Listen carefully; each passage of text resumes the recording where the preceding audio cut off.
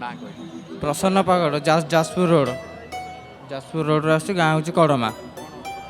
ଅନୁଭୂତି ମୋର 3 ବର୍ଷର ପୁଅ।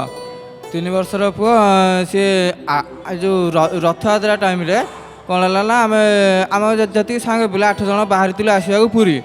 ଆଉ ଯେଉଁଦିନ ବାହାରିଲୁ ପୁରୀ ତା ପରଦିନ ଯେଉଁ ରଥଯାତ୍ରା ଦିନ ସକାଳେ ଉଠିଲା ମୋର 3 ବର୍ଷର ପୁଅ କ'ଣ ହେଇଛି ନା ତା ବିଶ୍ୱାସରେ ଘା ହେଇଯାଇଛି। ଯଦି ଘା ହେଇଯାଇଛି ଆଉ ଆମେ 6 ଜଣ କଥା ହେଉନୁ, ତାଙ୍କୁ ଫୋନ୍ କରି କହିଦେଲେ। ମୁଁ କହିଲି ନା ଯାଇ ହେବନି, ଆଉ ଠାକୁରଙ୍କ ଡୋରି ଲାଗିଲାନି।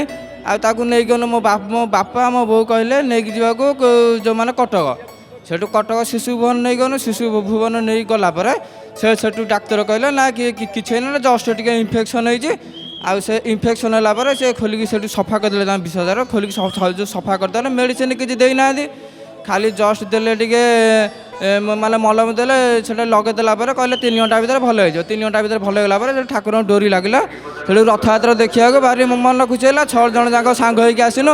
ଆସିକି ରଥଯାତ୍ରା ଭଲ ଭାବରେ ସେ ଭଗବାନଙ୍କୁ ଜୟ ଜଗନ୍ନାଥ ଠାକୁରଙ୍କୁ ଦେଖିକି ଆମେ ଗଲୁ। ଯାହା ହଉ, ଜୟ ଜଗନ୍ନାଥ ଟିଭି କେତେବେଳେ ଦେଖନ୍ତୁ? ଆଜ୍ଞା ବାପା ଭୋର 5:30ଟାରୁ ଦେଖନ୍ତି। ଆଉ ଦେଖିଲା ପରେ ଆମେ ଆଜ୍ଞା ଯେଉଁ ରାଜମିସ୍ତ୍ରୀ ଲୋକ, ଆମେ ସକାଳୁ କାମ କରି ଗଲେ ସନ୍ଧ୍ୟାବେଳୁ ଯେତେବେଳେ ସନ୍ଧ୍ୟା ଆଳତି ହେବ ଆମେ ଆସି ଘରେ ପହଞ୍ଚି ଯାଉ। ବାପା ବୋଉ ମୁଁ ପୁଅ ଆଉ ପୂଜା ଆମେ ଘରେ ସାଙ୍ଗ ହୋଇକି ବସିକି ସନ୍ଧ୍ୟା ଆଳତି ଦେଖୁ।